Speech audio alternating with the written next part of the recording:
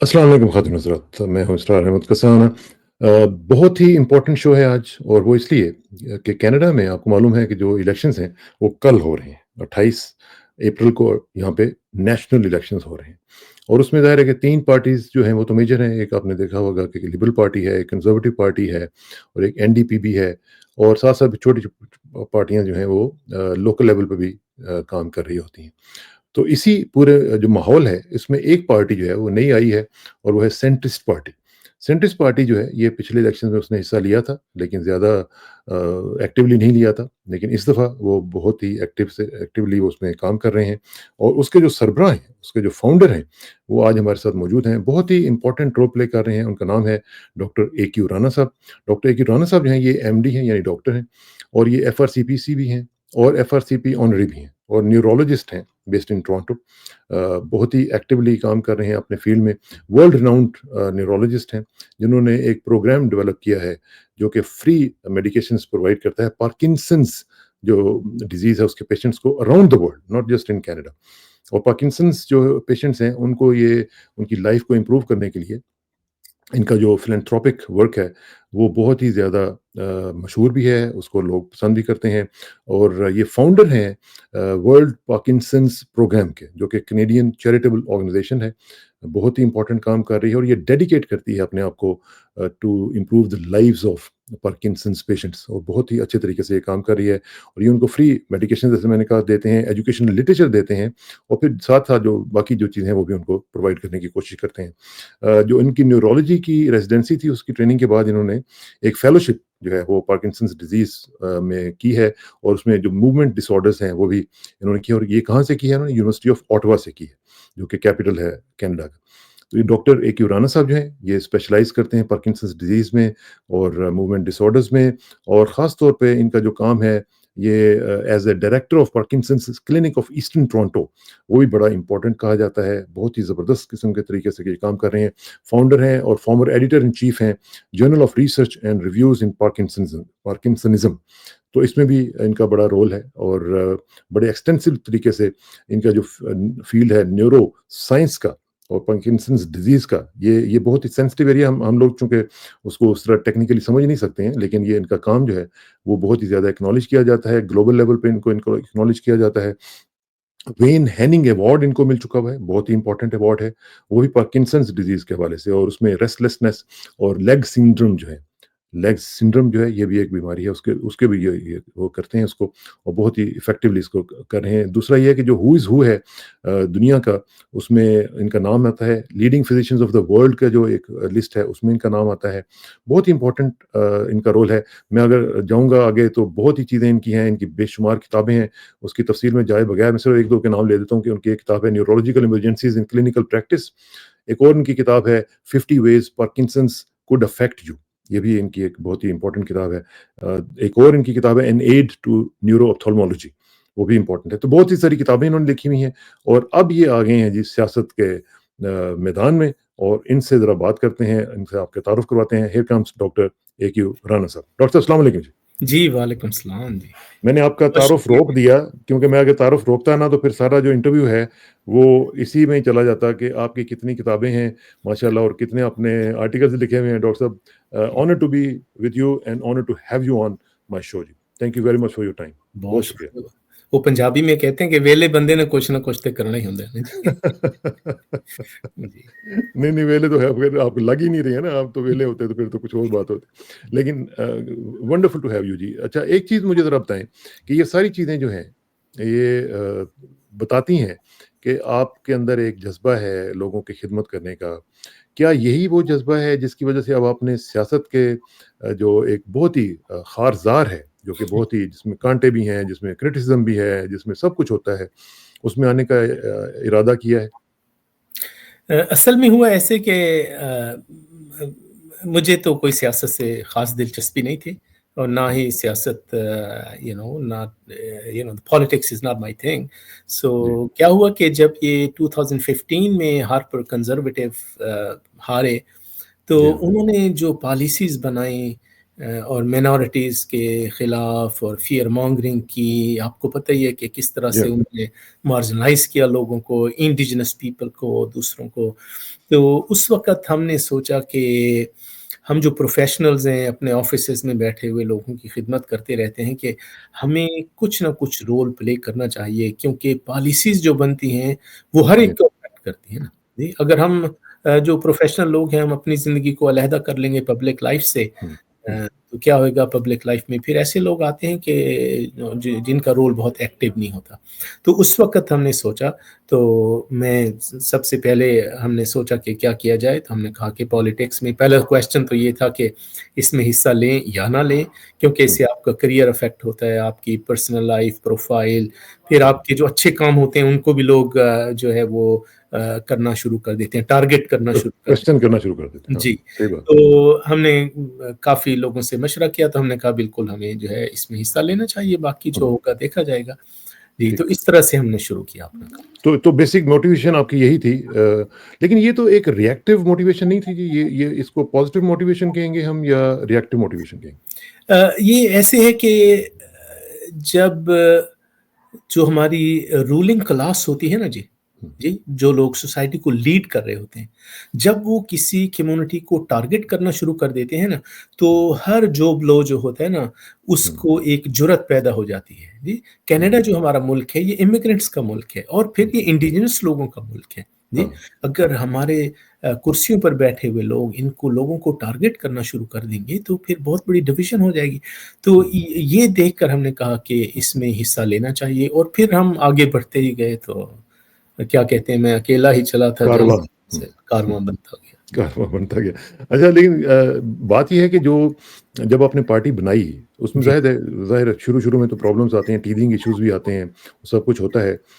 उनको आपने कैसे कवर किया? क्या-क्या हुआ और क्या-क्या फेस किया आपने? जैसे आपने कहा कि लोग फिर क्वेश्चन भी करना शुरू कर देते हैं, तो क्या मसाइल थे जिनको आपने ओवरकम किया और आपने कहा जी कि नहीं, हम पार्टी बनाएँगे? और इस दफ़ा आप जो हैं वो तकरीबन मेरी इत्तलात के मुताबिक 19-20 के करीब कैंडिडेट्स जो हैं वो जी, आप रन कर रहे हैं पूरे कनाडा में। तो कैसे आपने ओवरकम किया सारा कुछ? जी। असल में ऐसे हुआ कि शुरू में हमने सोचा कि क्या किया जाए? हमने कहा कि लिबरल पार्टी में शामिल हो जाते हैं। हुँ, तो फिर हमने ये सोचा कि उससे क्या फ़र्क पड़ेगा? सारी जो मिनॉरिटीज़ हैं वो ऑलरेडी लिबरल में हैं। जी। हुँ, तो हाँ, हमने कहा कि हम जाते हैं कंज़र्वेटिव में, क्योंकि वो हारे हुए हैं। एक तो उनका मोरल थोड़ा-सा डाउन है, वो हाँ, एक्सेप्टिंग मोड में होंगे। जी। और फिर उनकी पॉलिसीज़ हैं तो दोनों की पॉलिसीज़ एक ही जैसी, they are um, both um, two sides of the same coin. But हाँ, हमने कहा कि उनमें जाकर हम थोड़ा-सा अपनी वॉइस रेज़ करेंगे, उनसे डिस्कस करेंगे कि भई मिनॉरिटीज़ के साथ आपको क्या प्रॉब्लम है ना? तो हम कंज़र्वेटिव में शामिल हो गए। तो मैं अकेला ही था ठीक, पहले, अब ये मैं ठीक, तो मेरे चंद दोस्त थे, उनके पास गया, उन्होंने कहा ठीक है हम आपके साथ हैं ना। पहले मेरा एक दोस्त था, वो साथ हुआ, तो फिर आहिस्ता-आहिस्ता हमने बहुत सारे रिक्रूट किए लोग जो है कंज़र्वेटिव में, तो हुँ, इनके साथ हमारा सफ़र कुछ अरसा चला। जी। तो लेकिन जब भी हमारी इनके साथ मीटिंग होती थी, क्लोज़ मीटिंग्स होती थी, जिसमें मतलब है बहुत हम लोग, इश्यूज़ डिस्कस होते होंगे।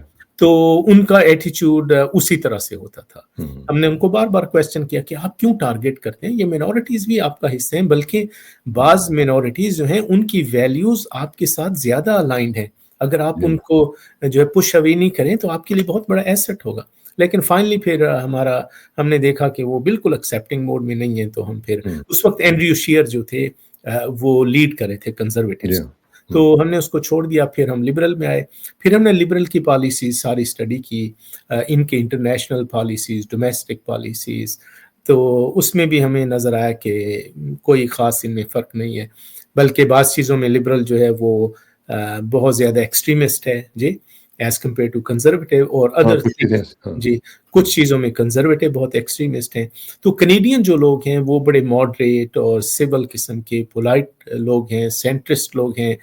हमारे यहाँ उस तरह से एक्सट्रीमिज़्म और पॉलिटिकल हुँ, डिवीज़न नहीं है नहीं है, जैसे हुँ, यूएस में है। तो हाँ, वो हमने कहा कि एक ऐसा प्लेटफ़ॉर्म होना चाहिए जो एक रेगुलर कनेडियन को, जो एक्सट्रीमिज़्म को पसंद नहीं करता, ये उसके लिए होना चाहिए। तो फिर हमने 2019 के एंड पर सोचना शुरू किया, 2020 में हमने पार्टी की वो रखी फाउंडेशन, और नवंबर 27 21 में, जी, नवंबर 27 2020 में हमें एलिजिबिलिटी मिल गई एज़ ए ठीक, पॉलिटिकल पार्टी। तो गुड। एलिजिबिलिटी तक हमारा बहुत लंबा सफ़र था। जो लोग मतलब बाज़-औक़ात ऐसा होता था कि बहुत सारे वाकिफ़ लोग मिल जाते थे, बाहर हम मेंबरशिप साइन कराने जाते थे। तो कुछ लोग ऐसे होते थे, वो कहते थे आपकी अपॉइंटमेंट का हम इंतज़ार कर रहे हैं 1 साल से और आप ये हुँ, क्यों काम शुरू कर दिया आपने, वही काम रखें। हाँ, इस हाँ, तरह की बातें बहुत सुननी पड़ती थी। कंज़र्वेटिव ने भी हमें बड़ी बैशिंग की उनके साथ हुँ, जब भी होता था बात। तो फिर हमने जब पार्टी को शुरू किया तो फिर हमें एक जो था इलेक्शन वो रन करना था टू गेट रजिस्ट्रेशन। ठीक, तो उस वक़्त यहाँ बाई इलेक्शन हो रहे थे टोरंटो में, उसमें हमने बड़ी रिक्वेस्ट की इलेक्शंस कैनाडा से लेकिन उन्होंने हमारा डिले रहा तो फिर हुँ, 2021 का जो इलेक्शन था, उसमें उसमें हमने आपने हाँ हाँ, जी, कुछ कैंडिडेट उसमें फील्ड आप किए। एक कैंडिडेट कैटेगरी से भी उन्होंने भी जी, कॉन्टेस्ट जी। किया। जी, जी। अच्छा, एक चीज़ मुझे बताएँ कि ये जो आपने बात कही दोनों पार्टीज़ की जो नॉर्मली जो लोग हैं वो ज़ाहिर है वो ये समझते हैं कि जो दोनों पार्टीज़ हैं वो समझते हैं कि ये दे आर टू एक्सट्रीम जी। अपनी-अपनी जगहों पे दोनों के वो एक्सट्रीमिटीज़ हैं उनके अंदर। तो सेंट्रिस्ट पार्टी जो है वो कैसे डिफरेंशिएट करेगी इस पूरे पॉलिटिकल लैंडस्केप में कि जहाँ पे लोगों का ये ख़्याल है कि दोनों जो मेजर पार्टीज़ हैं वो टू एक्सट्रीम हैं। उसमें आप कैसे फिर एक जो आपने नाम रखा हुआ है कि सेंट्रिस्ट तो आप क्या कहते हैं कि लेफ्ट ऑफ द सेंटर और राइट ऑफ द सेंटर किस तरह आप अपने आप को जी। डिफरेंशिएट करें? इसमें ऐसा है कि जितने पॉलिटिकल इश्यूज़ हैं ना हमारे कंट्री के, जो टॉप पॉलिटिकल इश्यूज़ हैं, जो जी, हमेशा डिस्कशन चलती है, उनमें क्या होता है कि बाज़ इश्यूज़ में आप little bit of right of centre होते हैं, बाज़ इश्यूज़ में आप little bit of left of centre होते हैं।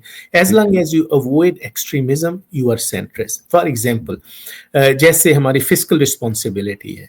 जी, अब हमारी जो कंज़र्वेटिव पार्टी है, वो हमेशा ये कहते हैं कि हम फिस्कली प्रूडेंट हैं, फिस्कली कंज़र्वेटिव हैं। पॉल मार्टन की जो गवर्नमेंट थी, Paul Martin was a very good manager. उन्होंने फाइनेंस को इतना मैनेज किया कि सारा डेफ़िसिट ख़त्म करके ही gave surplus to Harper government और हुँ, हार्पर ने जो है 9 में से 7 बजट में डेफ़िसिट रन किया। तो वो हुँ, कहाँ गया उनका फिस्कल उनकी जो फिस्कल हाँ। रिस्पॉन्सिबिलिटी थी। तो इसमें हम थोड़ा राइट ऑफ द सेंटर है चलें बिकॉज़ चलें वी इसमें इसमें जो आपने फिस्कल रिस्पॉन्सिबिलिटी की बात की है इसी पे बात कर लेते हैं। जी, कनाडा का जो नेशनल डेट है राणा जी, साहब, जी, वो प्रोजेक्ट किया जाता है कि ये 1.4 ट्रिलियन डॉलर से भी एक्सीड कर जाएगा 2024-25 में। जी, ठीक है जी? और जिसमें डेली इंक्रीज़ हो रही है over 100 million dollars daily increase है उसमें। जी, जी, अब ज़रा मुझे ये बताएँ कि आपकी जो पार्टी है, वो जी। क्या स्पेसिफिक स्ट्रैटेजीज़ लेके चलेगी कि जिसमें वो प्रपोज़ करे ऐसी strategies to ensure economic stability and growth? जी। देखिए कोई भी घर होता है ना जी, एक हुँ, फैमिली होती है छोटी-सी, तो अगर वो अपनी इनकम से ज़्यादा स्पेंड करेगी, तो उसको डेट पे जाना पड़ेगा या बिल्कुल। बैंकरप्सी पे जाना पड़ेगा, हुँ, खत्म हो जाएगी। जी, या ये एक बिल्कुल सिंपल एक बहुत हाई किस्म का व्यू है। जी, तो ठीक। हमारी जो स्पेंडिंग है, ओवर स्पेंडिंग गवर्नमेंट की जो है, वो हुँ, बड़ी रेकलेस स्पेंडिंग है। अब क्या हुआ कि अब करेंसी गोल्ड से बैक नहीं होती, तो प्रिंटिंग जो है वो बहुत ज़्यादा है। अब जैसे कोविड आया, जी, हाँ, हाँ। कोविड में हमने ओवर स्पेंडिंग की और ठीक है लोगों को सपोर्ट करना चाहिए, लेकिन किसी के अगर 4 बच्चे हैं तो हर छोटे बच्चे को हुँ, 2-2 हज़ार डॉलर दिया गया, फैम हाँ, उसको दिया हाँ। गया। ऐसे लोग हैं जो इंडिया मूव हो गए, वहाँ रहे जाकर, लेकिन उनकी फैमिली थी, उन्होंने यहाँ से पैसे लिए, फिर घर खरीद कर यहाँ रेंट करके चले गए और बहुत सारे लोगों को हम मिले। हुँ, हमारे हुँ, ऑफ़िस में एक लड़की आती थी, उसको एक दिन शो अप नहीं हुई, तो हमने उसको कहा कि आप वो आई नहीं जी, तो उसने कहा हुँ, अब don't call me, don't harass me, हमारी जो दूसरी सेक्रेटरी उसको कहा, I am not going to come to work. क्या हुआ भई? उसने कहा मुझे 2000 मिलते हैं, मेरी बेटी को मिलते हैं, मेरे 3 बिज़नेस हैं, एक उसका कुकिंग का बिज़नेस था, एक आर्टिफ़िशियल ज्वेलरी का, एक वो हेयर स्टाइलिंग का ना जी। अब ये हुँ, सारे बिज़नेस पेपर पर थे। तो हुँ, उसने हुँ, उनका लोन रजिस्टर कराया, उसको लोन मिल गया, तो उसको जिसको 2-3 लाख डॉलर मिल जाएँ और फिर हुँ, हर महीने जिसके पैसे आए, ये पैसा किसका था? ये हुँ, मेरा और आपका था। हम जो ठीक। लोग 50,000 से लेकर 200,000 तक या 250 तक कमाते हैं, हम ही टैक्स देते हैं, जो हाँ, बहुत हाँ। ज़्यादा वो कमा हुँ, तो ये फिस्कल रिस्पॉन्सिबिलिटी में ओवर स्पेंडिंग को कट करना, $20 बिलियन हुँ, ऑलमोस्ट हम यूक्रेन भेज चुके हैं। कॉर्पोरेट सब्सिडीज़ उन्हीं बड़ी-बड़ी मेगा कॉर्पोरेशंस को दी जाती हैं जो लॉबिंग करती हैं।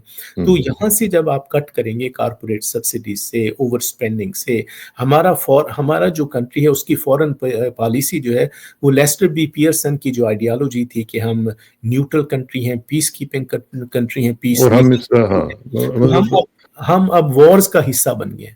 वी हाँ are clearly in involved in indirect war against Russia, Ukraine. तो 20 वो बिलियन ज़ाहिर है। डॉलर हमने वहाँ और इसी लगाए। तरह हमने चाइना के साथ भी किया। लेकिन अच्छा एक और चीज़ भी है डॉक्टर साहब, वो ये है कि जो पब्लिक डेट है और जी, जो पब्लिक डेट चार्जेज़ हैं, वो उनके बारे में तवक्को की जाती है कि वो राइज़ करेंगे फ्रॉम $53.7 बिलियन इन जी, 2025 2024 ये जो फिस्कल ईयर है, इसके अंदर, और ये जाएँगे ऑलमोस्ट $69.4 बिलियन बाय 2029 एंड 2030।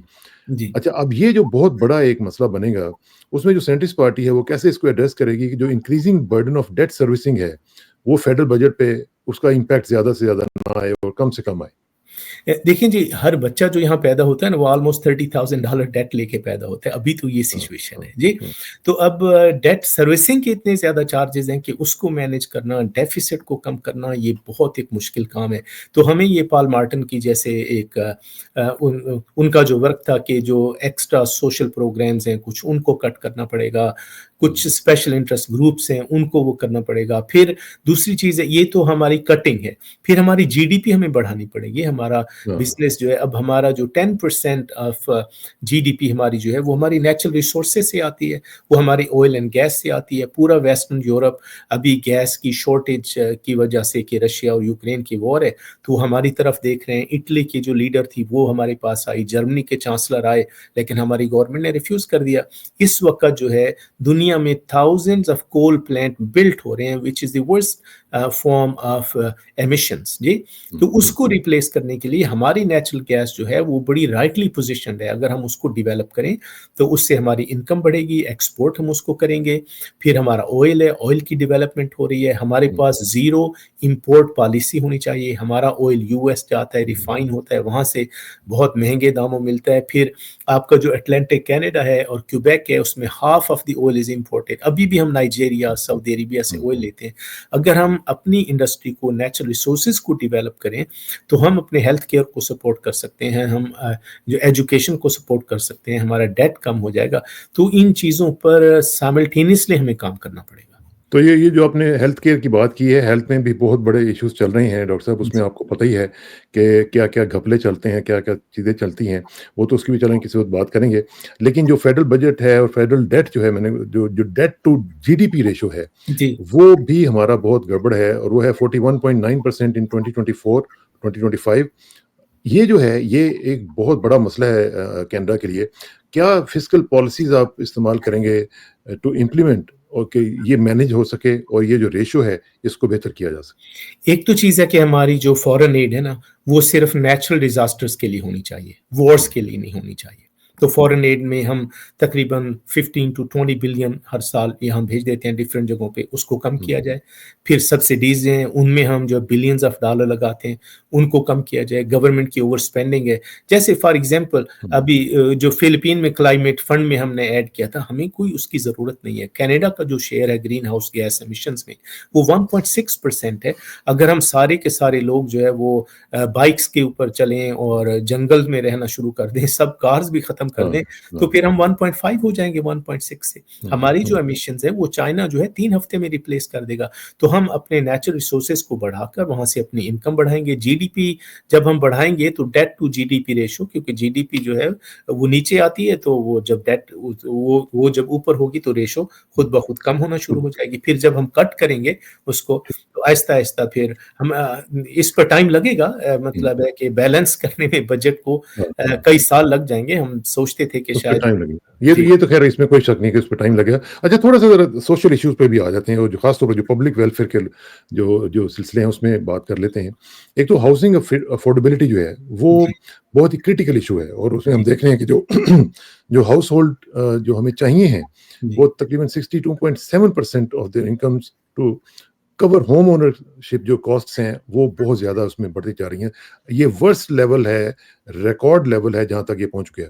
इसमें हुँ, सेंट्रिस्ट पार्टी क्या करेगी कि ये जो अफोर्डेबिलिटी का हाउसिंग के हवाले से जो इश्यू है, हुँ। इसको टैकल किया जा सके?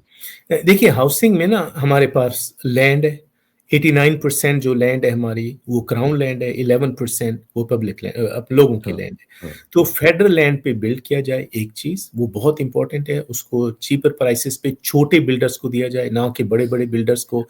फिर दूसरी लेकिन चीज़। इसमें इसमें इसमें भी देखें ना, इसमें भी बड़े-बड़े घपले हैं। मैं इसलिए कह रहा हूँ, जी, देखें कनाडा जो है उसको ज़रूरत है 3.87 मिलियन जी, नए घरों की बाय जी, 2031। जी, अच्छा, अब इसके लिए कितना पैसा चाहिए? इसके लिए एटलीस्ट $1 ट्रिलियन चाहिए। जी, तो जी। उसमें भी तो देखें ना कितना बड़ा मसला होगा कि कैसे इसको ये करेंगे? जी, उसमें जो जो ये जो घरों की प्राइसेज़ राइज़ हुई है ना जी, देखिए हमारे पास हुँ, लैंड है बहुत, वुड हमारे पास बहुत है। हाँ, लेबर की हमारे पास शॉर्टेज है, हमारे पास इमिग्रेशन कांस्टेंट हो रही है, तो लेबर भी हम उसको अपनी हुँ, मार्केट नीड्स के मुताबिक करें, तो हमें एक्सपीरियंस लेबर हमारे पास जो कंस्ट्रक्शन ओरिएंटेड है, वो आ सकती है। अब प्रॉब्लम कहाँ आता है कि एक बिल्डर है, जी, वो ही बिल्डर जो है एक घर बिल्ड करता है रिचमंड हिल में, एक घर बिल्ड करता है ओशवा के अंदर, जी। हुँ, हुँ, अच्छा हमारा जो फैमिली साइज़ है वो 2.5 है, एक घर में या 2.5 लोग रहते हैं, जी। तो हमारी फैमिलीज़ बहुत छोटी हैं, कैनेडियन फैमिलीज़, हुँ, बच्चे होते नहीं बहुत लोगों के, किसी के होते हाँ, हैं तो 1 या 2 होते हैं, जी। हुँ, तो हमें छोटे घरों की ज़रूरत है। अब जो 1500 स्क्वायर फुट का घर होता है या 2000 स्क्वायर फुट हुँ, का वो बड़ा रीज़नेबल होता है, जी। हाँ, उस पर हाँ, बिल्डर का खर्चा आता है 400,000, जी। लेकिन वो बिकता कितने का टोरंटो में 1.2 का, 1.5 का, हुँ, डिपेंड्स कि कौन से एरिया में है, सिर्फ लैंड की प्राइस डिफरेंट होने से प्राइस बहुत हाइक हो जाती है। ऑल्दो हुँ, आपको लगेगा कि मैं ये बड़ी एक्सट्रीम लेफ्ट विंग की हाँ, बात कर हाँ, रहा हूँ। एक हाँ, प्राइस कंट्रोल न्यू होम्स पर होना चाहिए। कोई भी बिज़नेस ऐसा नहीं दुनिया में जिसमें आप 100% प्रॉफिट लें, जी? तो इसका प्राइस कंट्रोल होना चाहिए। जो बिल्डर्स हैं वो हुँ, जो है कुकी कटर अप्रोच होती है, बहुत सारे इकट्ठे बनाते हैं घर, उनको घर बहुत सस्ते पड़ते हैं। बेसिक लेवल के जो घर होते हैं, कस्टम मेड नहीं, बेसिक लेवल के घर उनको सस्ते पड़ते हैं। तो लेकिन ये जो बिल्डर्स हैं, इनकी लॉबिंग है, ये मेजर पार्टीज़ को फंड करते हैं सारे। तो कोई भी पार्टी ये बात नहीं करती कि प्राइस कंट्रोल न्यू होम्स पर होनी चाहिए। अब जो हुँ, हमारे बच्चे हैं, उनकी क्या जॉब एंट्री लेवल की जॉब होती है उनकी 50-60,000 की। ये हाँ, उसमें से उन्होंने घर भी चलाना है, उसमें से वो जो है घर खरीद नहीं सकते। अब ये सारा पैसा जो कमाते हैं, ये जो मेगा बिल्डर्स हैं ना, ये हुँ, बड़े-बड़े जो 300 घर बनाते हैं, 200 घर बनाते हैं, वो एक ही दफ़ा ज़िंदगी में बना लें तो उनके लिए बहुत हो जाता है ना। बहुत तो हाँ, तो हाँ, जिस तरह से रेंट कंट्रोल हमने किया, अब रेंट कंट्रोल है कि साल में आप 1% या 2% रेंट बढ़ा सकते हैं, हुँ, ज़्यादा नहीं बढ़ा सकते, जी। हाँ, इसी तरह से न्यू होम्स जो हैं, स्पेशली जो स्मॉल होम्स हैं, वो एवरेज मिडल क्लास लोगों के लिए हैं। हम जो हुँ, लोग हैं, हम ऐसे छोटे घरों में रहते हैं, जो है 1500 के या 2000 स्क्वायर फुट के घरों में हमारे बच्चे नए जो फैमिली स्टार्ट करते हैं, अगर उन पर हमारा प्राइस कंट्रोल होगा, हुँ, तो वो प्राइस खुद ब खुद एडजस्ट हो जाएगी, हाउसिंग क्राइसिस उससे वो हो जाएगा। बेहतर जी, अब ये कुछ मेजर पार्टीज़ क्या कर रही हैं कि हम जीएसटी रिमूव कर देंगे, हम ये कर देंगे। घरों को नहीं बिल्ड करना, प्राइस को कंट्रोल नहीं करना, उससे कॉम्पिटिशन और होएगा, वही बिडिंग वॉर शुरू हो जाएगी जैसे वही, हाँ, वो जो पहले हो रही है वो तो चलती रहेगी। अच्छा, ज़रा थोड़ा-सा फॉरेन पॉलिसी की तरफ भी आ जाते हैं। अभी रिसेंटली आपने देखा होगा जब प्रेज़िडेंट ट्रंप ने जो मामला ये टैरिफ्स वाला शुरू किया तो उससे काफ़ी जो एक टेंशन भी आई, उसपे जी, डिस्प्यूट भी बढ़ गया। फिर जो एनेक्सेशन के थ्रेट्स थे वो भी हमने देखे कि जी ये 51st स्टेट बना देंगे इसको, ये भी सारा कुछ चल रहा था। ये जो जिसकी वजह से दोनों पार्टीज़ जो हैं ये भी थोड़ा-सा अननर्व हुई हैं, जो मेजर पार्टीज़ हैं। अच्छा, लेकिन जो लोग हैं उसमें जो 91% ऑफ कैनेडियंस हैं, जी। वो ये एक्सप्रेस कर रहे हैं, एक ख़्वाहिश का इज़हार कर रहे हैं to decrease reliance on the US as a जी, ट्रेड पार्टनर। वो जी। कहते हैं कि जी ये जो आपने यूएस के ऊपर इतना ज़्यादा बैंक करते हैं, ये आप इसको छोड़ें। सेंट्रिस्ट पार्टी क्या करेगी to diversify Canada's international trade relationships? देखिए जब भी आप किसी एक सोर्स पर डिपेंडेंट होते हैं ना, तो वो या किसी भी वक़्त आपको छोड़ दे तो आपके पास कोई जो सॉल्यूशन नहीं होता। मैं आपको एक रीसेंट मिसाल देता हूँ या कि हमारे जो फॉर्मर प्राइम मिनिस्टर थे, उन्होंने सारी चीज़ें वो जो है वो क्रिस्टिया फ्रीलैंड को दी हुई थी। डिप्टी प्राइम मिनिस्टर भी वो थी, फाइनेंस मिनिस्टर फॉरेन भी वो मिनिस्टर भी थे। थी, हाँ, इम्पोर्टेंट डिसीज़न भी वो करती थी। उनको उन पर ट्रस्ट था। जी। हुँ, उन्होंने अचानक जिस दिन उन्होंने फ़ॉल्स स्टेटमेंट प्रेज़ेंट करनी थी, उन्होंने उनके नीचे से कुर्सी खींच ली और पूरी लिबरल पार्टी और प्राइम मिनिस्टर नीचे गिर गए। जी। हुँ, जब आप किसी चीज़ को लीड कर रहे होते हैं या कोई चीज़ को, तो ठीक है, आपके मिनिस्टर्स होने चाहिए, लेकिन आपकी हर चीज़ पर आपकी अपनी तवज्जो और आपका अपना कंट्रोल भी किसी हद तक होना चाहिए। जी। हुँ, हुआ क्या कि हमारे जो लोग हैं, हमारी जो कंट्री, हमारा जो मुल्क है, हमने बहुत ज़्यादा डिपेंडेंसी यूएस पे की। जी। तो हाँ, उसका नतीजा क्या हुआ कि ट्रेड की वजह से हमें उनकी फ़ॉरेन पॉलिसी में भी सुनना पड़ता है। अगर आप हुँ, क्रेचियन की देखें पॉलिसीज़ जी, हाँ, जो ब्रायन मल्रोनी थे वो बहुत करीब ले गए थे यूएस के, कंज़र्वेटिव्स ऐसे ही करते हैं और हुँ, बहुत प्रोटेस्ट भी हुआ था स्पेशली क्यूबेक में। लेकिन हुँ, क्रेचियन का जब टाइम आया तो इराक की इन्वेजन पर उन्होंने कहा नहीं, हम अपने डिसीज़न खुद करेंगे, हम आपकी वो नहीं करेंगे। तो ट्रेड पॉलिसी जब हम दूसरे अपने पार्टनर्स हमें ढूँढने पड़ेंगे, हमें अपनी रिफाइनरीज़ लगानी पड़ेंगी, हमें अपना जो है पाइपलाइन्स का नेटवर्क जो है बनाना पड़ेगा। इसी तरह वेस्टर्न यूरोप के साथ बड़ी-बड़ी कंट्रीज़ हैं, इंडिया के साथ, चाइना के साथ हमें ट्रेड करना पड़ेगा। हम हुँ, किसी की फॉरेन पॉलिसी के अंडर आकर अपनी ट्रेड को, इन चीज़ों को वो नहीं इम्पैक्ट कर नहीं सकते। करेंगे। ठीक है। अच्छा अच्छा डॉक्टर साहब इसमें एक चीज़ और भी है और वो है फ़ॉरेन पॉलिसी के साथ रिलेट करती है लेकिन जो इंटरनेशनल कॉन्फ्लिक्ट्स हैं, वो हम देखते हैं अभी आपने यूक्रेन का ज़िक्र किया कि ऐसे खाम-खा में $20 बिलियन उस पे आपने ज़ाया कर दिए। लेकिन जो इंटरनेशनल कॉन्फ्लिक्ट्स हैं जस्ट लाइक मिडल ईस्ट में जिस तरह भी हमने देखा कि गज़ा का मामला चल रहा है जी, इसराइल का जो मामला है वो चल रहा है और यहाँ पे एक मेजर जो पार्टी है कंज़र्वेटिव पार्टीज़ वो इसराइल का कोई ना कोई पॉइंट ऑफ व्यू वो अपना ज़रूर पेश करते हैं। इसमें क्या होना चाहिए? इसमें कैसे आप एक ज़ाहिर है कि इसमें नेशनल सिक्योरिटी भी इन्वॉल्वड है, तो इसमें सेंट्रिस्ट पार्टीज़ का क्या रोल होगा? स्पेशली ये जो अभी हम मिडल ईस्ट में देख रहे हैं। जी। देखिए हमारे यहाँ जो जिस लेवल पर पॉलिटिक्स चली गई है ना जी, हुँ, हमारे यहाँ अपोज़िशन बराए अपोज़िशन जी, और हुँ, सिर्फ़ जो है वो एक-दूसरे की मुखालफ़त करना ज़िद में। कभी हमने नहीं देखा कि दोनों पार्टियाँ बैठकर हर प्रॉब्लम पर गौर करें कि इसको सॉल्व कैसे किया जाए। फॉर हुँ, एग्ज़ाम्पल, अब लिबरल की गवर्नमेंट थी 2015 से, उन्होंने या सोलो फ्लाइट ली हर इश्यू पर। जी, हमारी पार्टी और जो कंज़र्वेटिव पार्टी, पीपल्स पार्टी, जितनी भी थोड़ी-सी राइट विंग पार्टीज़ हैं, वो सारे कह रहे थे कि कार्बन टैक्स को ख़त्म करें। जी, हाँ जी, तो हाँ। इतना हमने शोर मचाया, इतना वो कहा, गैस की प्राइस कहाँ चली गई थी। इवेंचुअली ट्रूडो साहब नहीं माने, फ्रीलैंड नहीं मानी। जी, हुँ, इवेंचुअली कार्नी साहब ने जब वो स्टेप लिया तो कितना उससे बेनिफिट हुआ, इनकी पार्टी को बेनिफिट हुआ, लोगों को हाँ, हाँ, बेनिफिट हुआ, हाँ, प्राइस नीचे आ गई। तो ये अपोज़िशन और गवर्नमेंट को एक टीम होना चाहिए काम करने के लिए। अब ये जो इंटरनेशनल कॉन्फ्लिक्ट आ जाते हैं, जो हमारे कंज़र्वेटिव फ्रेंड्स हैं, जी, हम न देखें, हम सब लोग जो हैं वो कैनेडियंस हैं, हमारी पॉलिसीज़ हुँ, में थोड़ी बहुत डिफरेंस ऑफ ओपिनियन होता है, लेकिन इसको इसका इश्यू बना लेना कि आप उधर हैं तो हुँ, हम इधर होंगे, तो हुँ, ये जो है ये सही चीज़ नहीं, ये मुल्क के लिए नुकसानदेह है। हमारा जो इस पर मिडल ईस्ट पर हमारी जो पोज़ीशन है वो बिल्कुल डिफरेंट है। आई डोंट नो कि आप भी उससे इख्तलाफ करेंगे, बहुत सारे लोग उससे हुँ, इख्तलाफ करते हैं।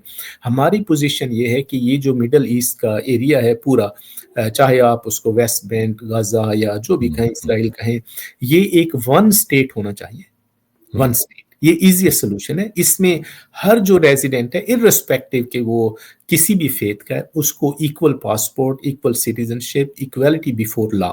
यानी जी। आप टू स्टेट के ऊपर नहीं बिलीव करते हैं। नहीं जी, टू स्टेट सॉल्यूशन डेड है, वो कभी नहीं होएगा, ना उसको दोनों पार्टियों में से कोई भी नहीं मानती। ये एक इंटरनेशनल एक ग्रुप है, उन्होंने इसको एक एक्सक्यूज़ के तौर पे एक्सप्लॉइट करते रहते हैं और वहाँ पर हुँ, सिचुएशन ऐसी है। तो आप बेसिकली ये कह रहे हैं कि वन स्टेट हो जी, जिसमें जो यहूदी जो जो पॉपुलेशन है, जो मुसलमान पॉपुलेशन है उनको इक्वल राइट्स हों जी, और जी, वो सब इक्वल सिटीज़न की तरह वहाँ पे रह सकें। जी, जी, सबके कोई भी किसी भी फ़ेथ का, वहाँ बहुत सारे और भी छोटे-छोटे फ़ेथ्स हैं, छोटी-छोटी हुँ, कम्युनिटीज़ हैं, हाँ, हाँ, सबको जब आप इक्वल राइट दे देंगे, अच्छा उसके लिए क्या करना पड़ेगा?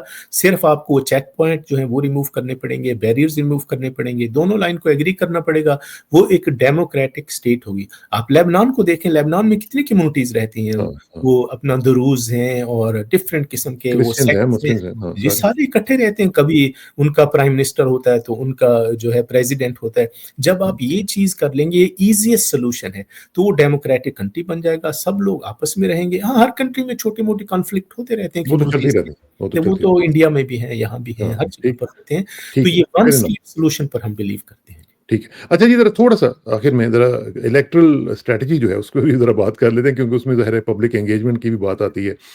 जो फेडरल इलेक्शंस पिछली दफ़ा हुए थे उसमें आपने बताया था कि एक दो कैंडिडेट्स आपने फील्ड किए थे, वो ज़ाहिर है कि उसमें इतना आपको एक्सपेक्ट भी नहीं कर रहे थे आप, इतना रिजल्ट भी अच्छा नहीं आया होगा। इस दफ़ा क्या आपने स्ट्रेटजीज इन प्लेस रखी हैं टू इंक्रीज द वोटर जी। सपोर्ट, ये जो कल इलेक्शंस हो रहे हैं अ, उसमें आपने क्या स्ट्रेटजीज जी, जो पिछला इलेक्शन था, जब हम इलेक्शन में गए तो हम रजिस्टर्ड पार्टी नहीं थे उस वक़्त, रखी? अनरजिस्टर्ड पार्टी थे ठीक। और पार्टी बहुत छोटी थी, हमारी फेडरल काउंसिल नहीं थी, सिर्फ एग्ज़ीक्यूटिव काउंसिल थी।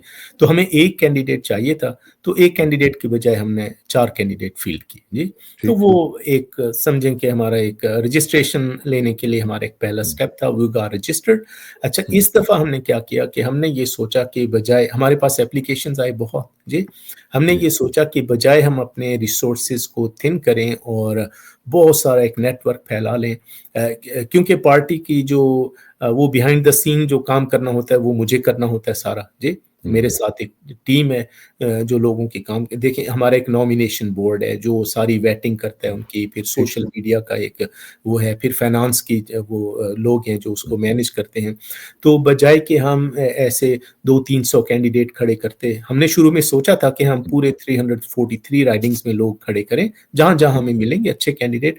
फिर हमने ये सोचा कि नहीं, हमें ऐसे किया जाए कि थोड़ी राइडिंग में लोग खड़े हों, लेकिन हमारी कंडीशंस थोड़ी-सी टाइट हों। तो हमने पहले एक कंडीशन बनाई थी कि जो हमारा कैंडिडेट हो, उसने अंडर ग्रेड यहाँ से किया हुआ हो। अच्छा। हाँ। जी, जी, ये हमारी कंडीशन थी। हम्म, लेकिन ये हमें फिर चेंज करनी पड़ी क्योंकि हमें लोग नहीं मिले।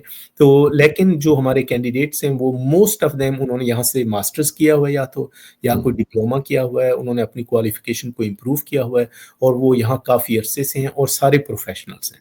हाँ, सारे ठीक के है। सारे लोग हमारे अच्छी काम। बात है, अच्छी बात। तो हमने थोड़े से कैंडिडेट फ़ील्ड किए, ताकि हमारा फ़ोकस रहे और कैंपेन जो है हमारे कंट्रोल में रहे। और इसी वजह से मैं खुद भी इलेक्शन में हिस्सा नहीं ले सका क्योंकि मुझे सारी चीज़ें बैक पे मैनेज करनी होती हैं। मेरी मेहनत करनी अपनी थी। राइडिंग में मेरी बेटी लड़ रही है, जो यंगेस्ट कैंडिडेट है पूरे कनाडा में। जी, अच्छा, माशाल्लाह, जी, माशाल्लाह, जी, जी। माशाल्लाह। चलिए, ये तो बड़ी अच्छी बात है, ख़ास तौर पे बच्चियों को आगे लाना बहुत ज़रूरी है। अच्छा डॉक्टर साहब, थोड़ा-सा ये मुझे बताएँ कि यूथ में, जैसा आपने बताया कि बच्ची भी आपकी जो है वो कॉन्टेस्ट कर रही हैं। यूथ का कैसा रिस्पॉन्स है अभी तक? और क्या जो आप मैनिफेस्टो लेके चल रहे हैं, क्या ये पब्लिक ट्रैक्शन इसको मिल रही है जी? हुँ। देखिए, हमारी जो यूथ है ना, वो पॉलिटिक्स से बहुत दूर है। हुँ, उनके पहला रिस्पॉन्स होता है कि we don't trust any politicians. जो यहाँ पर बोर्न है ना बच्चे, वो भी ऐसे ही हैं। हाँ, मैं हाँ, उनकी बात कर रहा हूँ।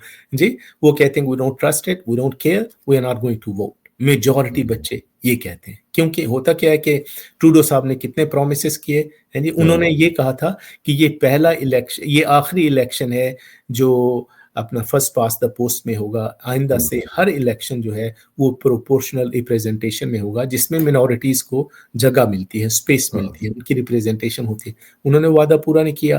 बाकी आप कंज़र्वेटिव। आपका क्या ख़्याल है वैसे प्रोपोर्शनल रिप्रेजेंटेशन के बारे में, आप जी। इससे एग्री करते हैं? जी, जी, हमारी पार्टी तो उसको सपोर्ट करती है क्योंकि हुँ। उससे एक तो ये होता है कि क्योंकि क्योंकि डॉक्टर साहब, मैं इसलिए पूछ रहा हूँ कि इलेक्टोरल रिफॉर्म्स बहुत इम्पोर्टेंट हैं जो कि जी, होनी चाहिए इस जी, मुल्क में। जी, एक एक एक आदमी 25% वोट लेके वो जो एमपी हाँ, बनता है, वो मेजॉरिटी का वो नहीं होता। फिर जिस पार्टी को अपना पॉपुलर वोट चाहे उनको ज़्यादा मिल जाए, लेकिन वो गवर्नमेंट नहीं बना सकती सीटों की वजह हाँ, से, फिर जो पार्टी हुकूमत में आती है, वो सोलो फ्लाइट लेती है, बाकियों से हुँ, पूछती नहीं है। जी, हाँ, अगर प्रोपोर्शनल रिप्रेजेंटेशन होती तो कार्बन टैक्स कभी ना आता हमारे पास। जी, हुँ, हुँ, तो ये चीज़ें बड़ी ज़रूरी हैं। तो हमारी जो यूथ है, वो इन चीज़ों को पसंद नहीं करती। फिर जो हमारी जो कंज़र्वेटिव पार्टी है, उनकी पॉलिसीज़ बहुत ज़्यादा, वो बहुत ओल्ड हुँ, अपना फैशन पॉलिसीज़ हैं और बहुत ज़्यादा मिनॉरिटीज़ और यूथ को वो अपील नहीं करते। हुँ, एनडीपी की कुछ पॉलिसीज़ यूथ को अपील करती हैं क्योंकि वो हाँ, कहते हैं हाँ, कि हर हर चीज़ फ्री होनी चाहिए, जो कि एक फेयरी टेल है। इस हुँ, ये ये चीज़ें पॉसिबल नहीं है। तो यूथ का जो रिस्पॉन्स है अब, वो और अच्छा है। जी, उ उस अच्छा, उस लेकिन इसमें बड़ी मेहनत एक करनी। और इसमें डॉक्टर साहब एक और बड़ा इम्पोर्टेंट फैक्टर वो ये है कि 36% ऑफ कैनेडियंस जो है ना, वो अपने आप को आइडेंटिफाई करते हैं एज़ पॉलिटिकल ऑर्फन्स। जी, दिस इज़ वेरी इम्पोर्टेंट। जी। ये पॉलिटिकल ऑर्फन्स जो अपने आप को कहते हैं सो कॉल्ड, अ, वो समझते हैं कि यार हमारी तो बात ही कहीं नहीं होती है। इसमें ये जो एरिया है इसमें आपको ज़रूर टारगेट करना चाहिए, क्योंकि ये हमें थोड़ा-सा बताएँ कि अगर सेंट्रिस्ट पार्टी जो है इसको मौका मिलता है, तो ये कैसे रीच आउट करेगी दिस डेमोग्राफिक को, ख़ास तौर पे जो सेंट्रिक और सेंट्रिस्ट कह लें अल्टरनेटिव है, वो देने के लिए इन लोगों को? जी। हम डिफरेंट, एक तो ये है कि हमारी जितनी मेंबरशिप है वो ज़्यादातर वो हमारी कम्युनिटी से नहीं आई, वो इमिग्रेंट कम्युनिटी से नहीं आई। हुँ। ये आप हैरान होंगे, हमें हाँ। सबसे ज़्यादा जो अपोज़िशन फ़ेस करनी पड़ती है वो अपनी कम्युनिटी से होती है, हमारी कम्युनिटी से। अच्छा। वो होता क्या है कि अब जैसे आजकल जो है फ्राइडे होता है जी, तो हुँ, सारे कैंडिडेट जाते हैं वो उसमें बात करने के लिए कांग्रीगेशन में फ्राइडे हुँ। को, वो हमारे कैंडिडेट को एंटर नहीं होने देते। जी, हालाँकि हाँ, इट्स नॉट ये इट्स तो नॉट गलत रॉन्ग बात है। कि आप सब जब आप एक पब्लिक चैरिटी हैं, आपने हाँ, सबको एक जो इक्वल अपॉर्च्युनिटी देनी है। जी, हमारे कैंडिडेट्स को वर्बली अब्यूज़ करते हैं, स्टॉप कर देते हैं वहाँ, क्यों लड़ाई करते हैं? झगड़े क्या वजह है? क्योंकि हमारी जो कम्युनिटी है, उनके डीएनए के अंदर वो डीएनए होता है ना, उसमें होती है साइटोसिन, हुँ, गोवासिन, उनके एल डला हुआ है ना, तो वो हुँ, लिबरल उनकी डीएनए के अंदर है। क्योंकि लिबरल ने इतना सेल आउट किया अपने आप को, इनको हुँ, मिनॉरिटीज़ को कि हम जो है वो आपके लिए हैं। हालाँकि अगर आप लिबरल का बैकग्राउंड थोड़ा-सा देखें, मैं आपसे 1 मिनट हुँ। और लूँगा इस जी, पर कि लिबरल पार्टी जो है, हमारे जो एंसेस्टर्स हैं, मेरे जो मामू थे वो आए थे 1950s में कनाडा आए थे, पाकिस्तान अच्छा। बनने के बाद। जी, हुँ, तो उनकी सारी फैमिली ऑट्वा में सेटल थी, तो उस वक़्त से वो यानी सीनियर ट्रूडो से पहले से भी वो हुँ, डोनेशन करते थे लिबरल के लिए, कैंपेन करते थे। उस वक़्त हमारी कम्युनिटी बहुत थोड़ी होती थी, लेकिन हाँ, जितना उनसे हो सकता था, उस वक़्त से हम लोग लिबरल के साथ हैं। अब ये मिनॉरिटीज़ की पार्टी जो अपने आप को मिनॉरिटीज़ की पार्टी कहती है या हुँ, डाइवर्सिटी हुँ, की पार्टी हुँ, कहती है, जो इमिग्रेशन फ़ी जो थी कनाडा में 1995 में इन्होंने लगाई सबसे पहले, वो $975 पर हेड लगाई। अच्छा, अगर हुँ, आप उस वक़्त के $975 मेरा ख़्याल आज के 4-5 हज़ार के बराबर है। हुँ, जी, बिल्कुल, इस वक़्त बिल्कुल। भी 975 अगर फ़ी हो, वो बहुत ज़्यादा फ़ी है। किसी के हुँ, 3 बच्चे हैं, 2 हस्बैंड वाइफ हाँ, हैं, तो $5000 क्या तो करें? इमिग्रेशन फ़ी बन जाएगी। ये किसने लगाई? ये लिबरल पार्टी ने लगाई। फिर हुँ, आप आ जाएँ क्यूबेक में।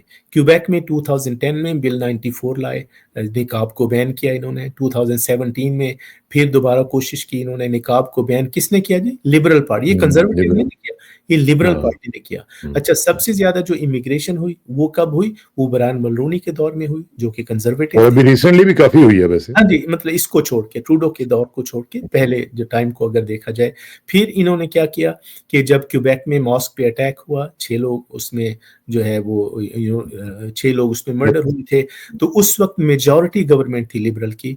प्राइम मिनिस्टर आए, लोगों ने कहा कि हेट क्राइम का कानून कोई होना चाहिए, स्पेशल हाँ, कानून, हाँ, इफेक्टिव लॉ होना हाँ, चाहिए। उन्होंने उसको रिफ्यूज़ कर दिया।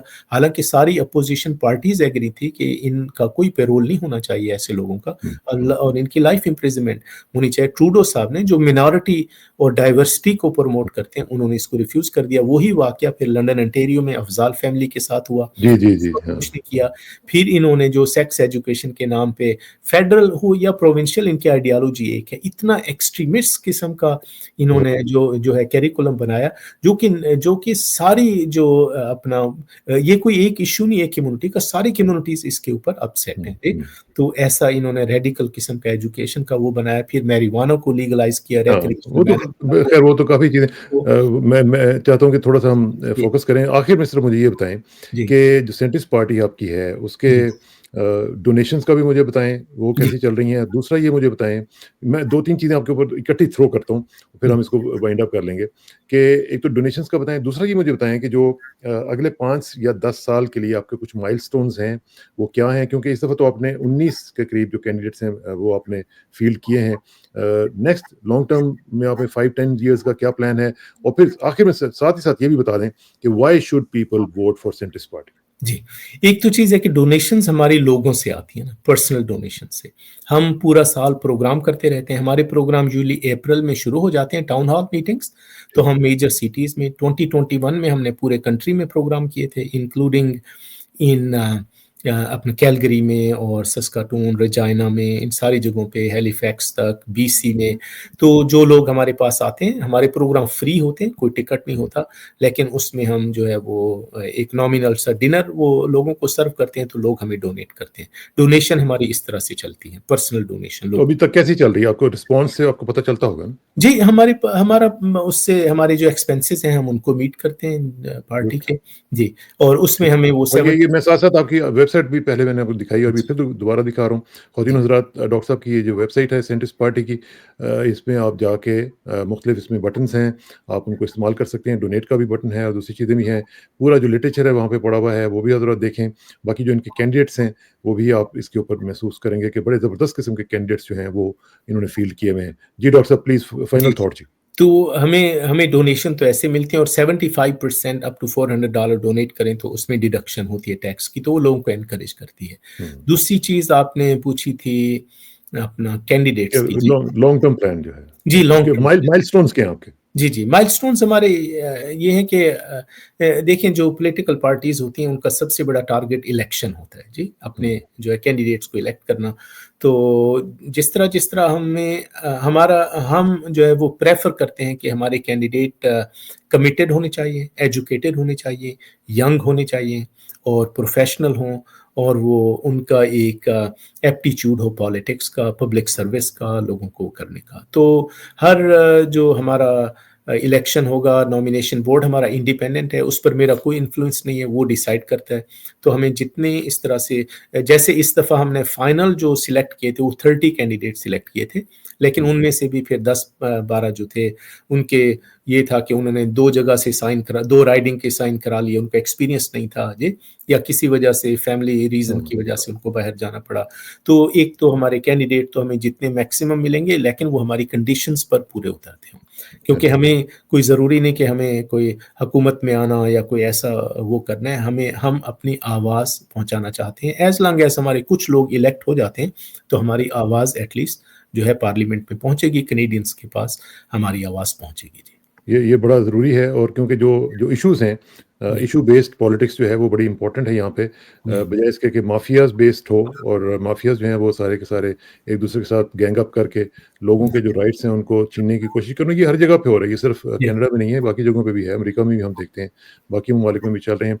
लेकिन डॉक्टर साहब आपका बहुत बहुत शुक्रिया and wish you God speed. अल्लाह ताला आपको कामयाब करे और उसमें जो भी आपका काम है, जो भी आपका एक मकसद है, जो कि मुझे बहुत ही पॉजिटिव लग रहा है और मैं पर्सनली भी मैंने आपकी वेबसाइट भी देखी है, बाकी जो कैंडिडेट्स हैं उनका भी मैंने देखा है कि वो भी पढ़े लिखे लोग आप फील्ड कर रहे हैं और सिर्फ पाकिस्तानी या देसी कम्युनिटी से नहीं कर रहे हैं, आप बाकी भी डाइवर्स बैकग्राउंड रखने वाले लोगों को आपने उसमें रखा हुआ है, तो which is very good, very positive. जी, तो इंशाल्लाह आपसे रब्ता रहेगा और wish you best of luck. कल का जो इलेक्शन है उसमें अल्लाह करे कि आपके जो वोटर्स की तादाद है और जो आपके जो कैंडिडेट्स हैं उनमें कम से कम कुछ ना कुछ तो पार्लियामेंट में पहुंचे ताकि आपकी आवाज़ वहाँ पे पहुंच जी, सके। जी।